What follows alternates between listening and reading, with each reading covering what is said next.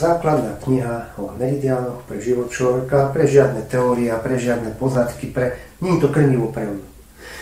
Je to pre biologickú časť človeka.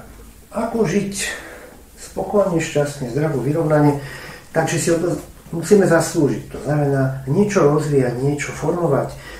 Príroda nemá rada nemennosť, pevnosť. Stacionárnosť procesov. Treba ich meniť. A to má určité poradie, to má určitú zákonitosť. To našli kedysi starí praktici v kláštoroch Orientu. A toto je úvodná knižka.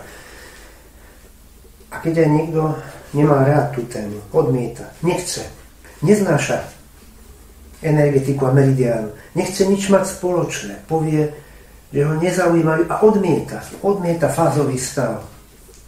Je proti nemu, aj tak mu slúži. To je zaujímavé.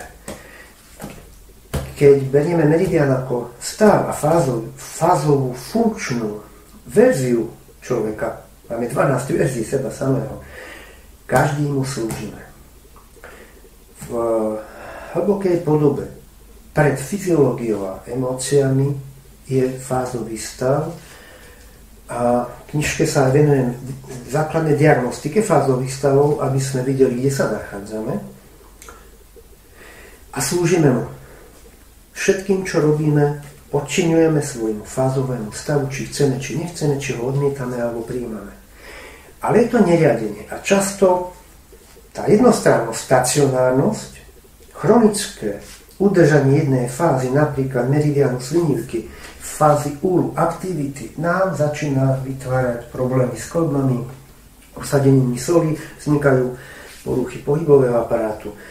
Pretože svojim fázám slúžime, sme ich služobníkom a pokiaľ ich nevieme meniť,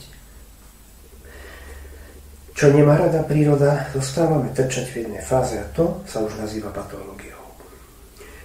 A táto knižka môže byť veľmi dobrým pomocníkom preto, aby sme im predišli a keď sa už objavili, aby sme sa len dostali. Čím? Striedaním zmenou svojich funkcií a svojich fázových stavov.